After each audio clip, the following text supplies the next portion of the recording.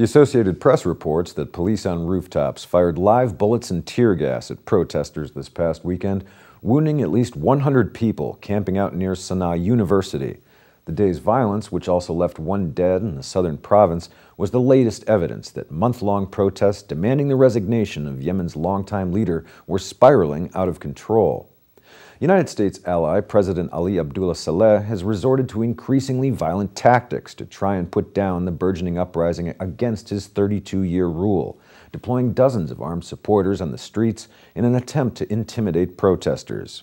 Wielding clubs and knives, police and regime supporters, described by protesters as government-sponsored thugs, attacked activists camped out near the university. Among the 100 wounded in Sanaa, more than 20 suffered gas inhalation, and one was in critical condition after being struck with a bullet. They fired live bullets from a small street, and the police protected them. The police fired tear gas and toxic bombs on us. They are protecting the bullies. In the main square and in surrounding streets, eyewitnesses spoke of people being beaten up, threatened, and gone missing. The escalating violence came a day after security forces killed 7 demonstrators in protests around the country. In the city of Dar Saad, in the southern province of Aden, medical officials said one protester was shot dead and 3 others wounded as police tried to disperse a demonstration. We received cases of shootings and injuries. Severe injuries by stones are about 20 cases and 10 cases of suffocation by dangerous gases, and the total injured cases is up to almost 100.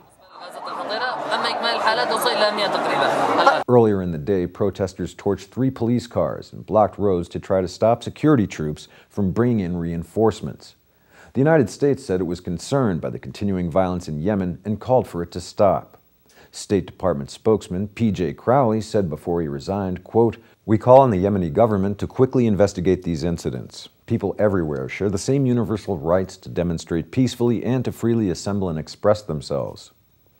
Unfazed by the violent tactics, young activists camped out in the square near the university continued to expand the area of their sit-in and threatened to march on the presidential palace about 3 miles away. Rock-throwing battles between protesters and security troops broke out on the edges of the encampment. They said the authorities were trying to draw the protesters into a cycle of violence to further justify a crackdown.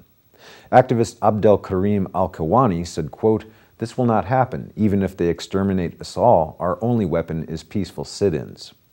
Human Rights Watch called on countries that support Saleh's government to immediately make any further military or security assistance contingent on the government ending the use of lethal force against peaceful protests.